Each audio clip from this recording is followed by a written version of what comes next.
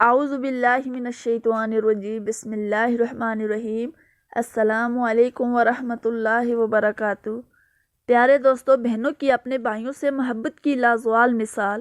بہنیں ایسی کیوں ہوتی ہیں؟ صبح صبح چائے کی دکان پر میرا دوست میرے پاس آ کر بیٹھا۔ اس نے مجھے سلام کیا لیکن اس کی آنکھوں میں آنسو تھے۔ اس نے میرا ہاتھ پکڑا، روتے ہوئے بولا، یار میں آج خود کو بہت چھوٹا محسوس کر رہا ہوں۔ میں حیران تھا۔ میں نے اس کو تسلی دینے کے لیے اس کی کمر پہ تھپکی دی اور کہا، ارے یار ایسا کیا ہو گیا میرے شیر کو؟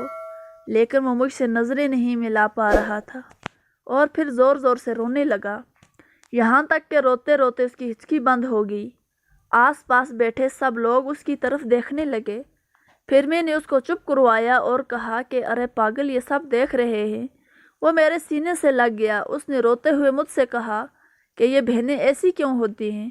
یہ سن کر میں سوچ میں گم ہو گیا اور پوچھا کہ کیوں، کیا ہو گیا تم کو؟ ایسا کیوں کہہ رہے ہو؟ وہ کہنے لگا، پتہ ہے کہ میری بڑی بہن کی شادی کو 6 سال ہو گئے ہیں، لیکن میں کبھی اس کے گھر نہیں گیا۔ عید، شب رات یا دیگر تہواروں پر بھی کبھی کبھار ابو یا امی جاتے ہیں۔ اس نے کہا کہ میری بیوی ایک دن مجھے کہنے لگی کہ آپ کی بہن جب بھی آتی ہے تو اس کے بچے گھر کا حال بگاڑ کر رکھ دیتے ہیں، خرچہ بھی ڈبل ہو جاتا ہے، اور تمہاری ماں ہم سے چھپ چھپا کر کبھی اس کو صابن کی پیٹی دے دیتی ہے تو کبھی کپڑے، کبھی سرف کے ڈبے، اور کبھی کبھی تو چاولوں کا تھیلا بھی بھر دیتی ہے۔ میری بیوی نے کہا کہ اپنی ماں کو بولو یہ ہمارا گھر ہے، کوئی خیراتی ادارہ نہیں۔ یار مجھے بہت غصہ آیا۔ میں مشکل سے گھر کا خرچہ پورا کر رہا ہوں اور ماں سب کچھ بہن کو دے دیتی ہے۔ بہن ایک دن گھر آئی ہوئی تھی تو کھیلتے ہوئے اس کے بیٹے نے ٹی وی کا ریموٹ توڑ دیا، تو میں نے ماں سے غصے میں کہہ دیا کہ ماں، بہن کو بولو یہاں عید پر ہی آیا کرے بس، اور جو آپ صابن، سرف اور چاول کا تھیلا بھر کر دیتی ہیں نا، اس کو بند کریں۔ ماں میری بات سن کر چپ رہی، لیکن ساتھ والے کمرے میں موجود بہن نے میری ساری باتیں سن لی، لیکن وہ کچھ نہ بولی۔ شام کے 4 بج رہے تھے۔ اس نے اپنے بچوں کو تیار کیا اور کہنے لگی، بھائی مجھے بس اسٹاف تک چھوڑ آئیں۔ میں نے جھوٹے منہ سے کہا کہ رہ لیتی کچھ دن اور، لیکن وہ مسکرائی اور کہنے لگی، نہیں بھائی، بچوں کی چھٹیاں ختم ہونے والی ہیں، واپس جانا ضروری ہے۔ پھر کچھ سال پہلے جب ہم دونوں بھائیوں میں زمین کا بٹوارا ہو رہا تھا تو میں نے صاف انکار کر دیا تھا کہ میں اپنی زمین میں سے بہن کو حصہ نہیں دوں گا۔ بہن سامنے ہی بیٹھی تھی، وہ خاموش تھی، کچھ نہ بولی۔ میری ماں نے کہا کہ بیٹی کا بھی حق بنتا ہے، لیکن میں نے گالی دے کر کہا، کچھ بھی ہو جائے میں بہن کو حصہ نہیں دوں گی۔ میری بیوی بھی بہن کو برا بھلا کہنے لگی، لیکن وہ بیچاری خاموش بیٹھی ہوئی تھی۔ بھائی تمہیں معلوم ہے کہ آج کل بہت برے دن چل رہے ہیں، کام کاج بالکل بھی نہیں ہے، اور اس پر ستم یہ کہ میرے بڑے بیٹے کو ٹی بی کا مرض لاحق ہو گیا ہے۔ میرے پاس اس کے علاج کروانے کے لیے بھی کوئی پیسے نہیں ہیں۔ پچھلے دنوں میں بہت پریشان تھا۔ میں نے 2 لاکھ روپے قرض بھی لے لیا تھا، وہ بھی خرچ ہو گئے ہیں۔ اب یہ حالت ہے کہ ساری جمع پونجی بھی ختم ہو گئی۔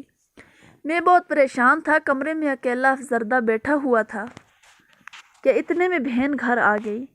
میں نے غصے میں سوچا اب یہ منحوس پھر آ گئی ہے۔ اسی دوران بیوی میرے پاس آئی اور کہنے لگی، کوئی ضرورت نہیں گوشت یا بریانی پکانے کی اس کے لیے۔ پھر 1 گھنٹے بعد میرے پاس بہن آئی اور کہا کہ بھائی پریشان ہو؟ میں نے مسکرا کر کہا نہیں، تو بہن نے میرے سر پہ ہاتھ پھیرتے ہوئے کہا کہ بڑی بہن ہوں تمہاری، میری گود میں کھیلتے رہے ہو، تم اب دیکھو مجھ سے بھی بڑے لگتے ہو۔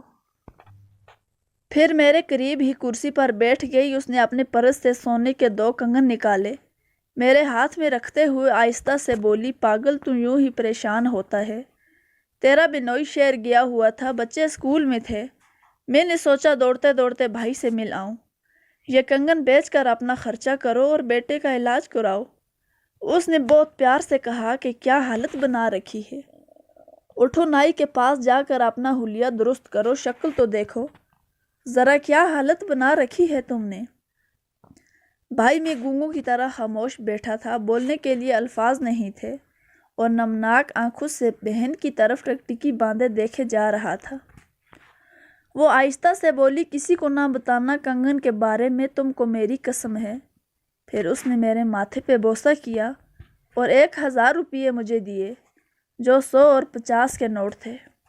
شاید وہ اس کی جمع پونجی تھی۔ بہن نے میری جیب میں پیسے ڈال کر کہا، بچوں کو اچھا کھانا کھلا کر دینا، پریشان نہ ہوا کرو، تیری بہنوئی کو تنخواہ ملے گی تو پھر آؤں گی۔ جانے سے پہلے اس نے اپنا ہاتھ میرے سر پر رکھا۔ جب وہ جانے لگی تو میری نظر اس کے پیروں کی طرف پڑی تو دیکھا کہ اس نے ٹوٹی ہوئی جوتی پہنی ہوئی تھی۔ پرانا سا دوپٹہ اوڑھا ہوا تھا، جب بھی آتی تھی وہی دوپٹہ اوڑھ کر آتی تھی۔ ہم بھائی بھی کتنے مطلب پرست ہوتے ہیں، بہنوں کو پل بھر میں بیگانہ کر دیتے ہیں، اور بہنیں بھائیوں کا ذرا سا دکھ برداشت نہیں کر سکتی۔ وہ ہاتھ میں کنگن پکڑے ہوئے زور زور سے رو رہا تھا، اس کے ساتھ میری آنکھیں بھی نم تھیں۔